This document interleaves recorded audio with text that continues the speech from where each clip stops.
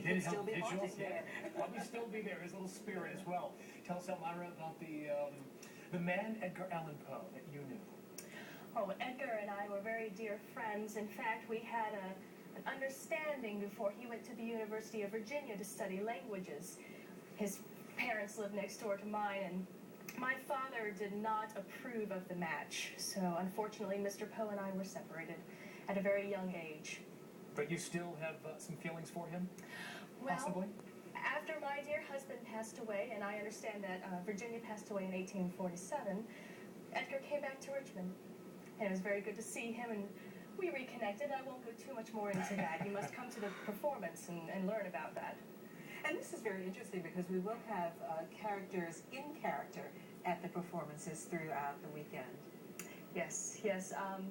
There will be a number of us present. Yes, there'll be Poe's foster father, his foster mother, the people who are most important to him in his life.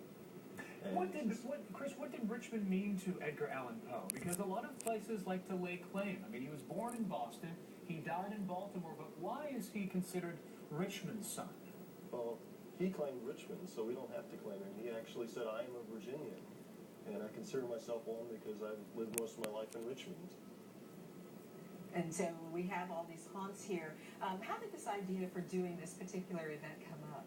Well, the Friends of Chapel Hill Cemetery have been working to restore the old cemetery, and it's one of the most historic cemeteries really in the country of John Marshall there, and they wanted me to come out and do a Poe talk, and I thought, well, even better than a Poe talk would be to have a whole performance there in the cemetery, more than just a walking tour, more than just a performance, but a tour and performance, and the best people I thought who could direct it and put it together were Haunts of Richmond, who organize ghost tours here in town.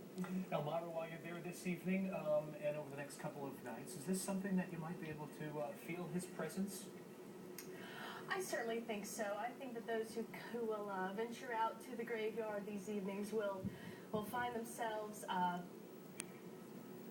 really walking through the old haunts and really feeling that Poe is walking with them. I think it's going to be a great experience for everybody. You have an interesting story to tell because you were engaged to Mr. Poe not once but twice. Yes, ma'am. Yes, we had an understanding akin to an engagement upon his departure from Richmond on September the 27th of 1849, and I was dearly looking forward to our future together, and unfortunately, fate stepped in, but again. Yeah, he passed away just 10 days before you were to be married. Yes, ma'am, yes. It was very tragic. I actually read of my fiancé's death in the newspaper. It was a severe trial. I'm sure. Sure. Even after 2 centuries, it still gets to you. It does indeed. Now, when people come to the event, how should they be prepared to get the best out of the experience? Well, wear some comfortable shoes, and there is parking available either at the Poe Museum. You can take the bottom and back shuttle from the Poe Museum up to the cemetery, or you can park there. But try to get there a little bit before 8, so you'll be ready for when the tour starts, and come properly hydrated. Certainly. It's going to be a little warm. It will be. And then this really, Chris, tell us what Chapel Hill Cemetery, what this actually means to the city of Richmond and beyond, really.